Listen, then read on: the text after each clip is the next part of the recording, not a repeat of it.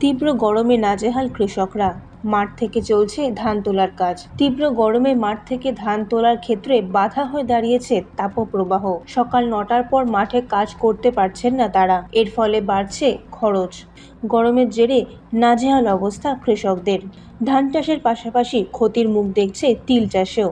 বৃষ্টি না হওয়ায় তিল চাষে ক্ষতির আশঙ্কা করছেন কৃষকরা। পশ্চিম মেদিনীপুর জেলার ঘাটাল, চন্দ্রকোনা, দাসপুর সর্বত্র একই ছবি। তাদের আশা, এই তাপপ্রবাহ থেকে কবে রেহাই মিলবে। ধান এবং তিল চাষ করতে একমাত্র বৃষ্টি সহায়। বিরাট রোদ, রোদ মানে প্রচুর রোদ। কত মানে ৯টা বাজলে আর টিকা যাচ্ছে নি, মোটামুটি ঘর পাড়ে যেতে। এই তোরা দেখবো যদি থোড়া মরে যায় তোরা, আর তোরা মরে যাবি একবারে। মানে শরীর খারাপ হয়ে যাচ্ছে। শরীর মানে খারাপ মানে তো হতেই হবে, এবার কাজ করতে পারছেন না। মানে প্রতিনিয়ত কি তাপমাত্রা বাড়ছে? বাড়ছে, এই তো খবরে তো বলছে। ৯টা বাজলে লেবারকে আর মাঠে রাখা যায়নি, তিল সব মরে যাচ্ছে।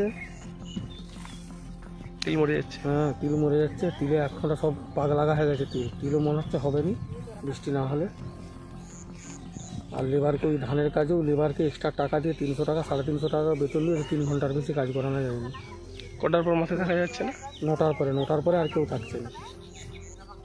ভোরবেলা এসে লাগছে, ৯টার আগে পালিয়ে এসছে সব। পশ্চিম মেদিনীপুর থেকে নিজস্ব প্রতিনিধির রিপোর্ট, এএনএম নিউজ।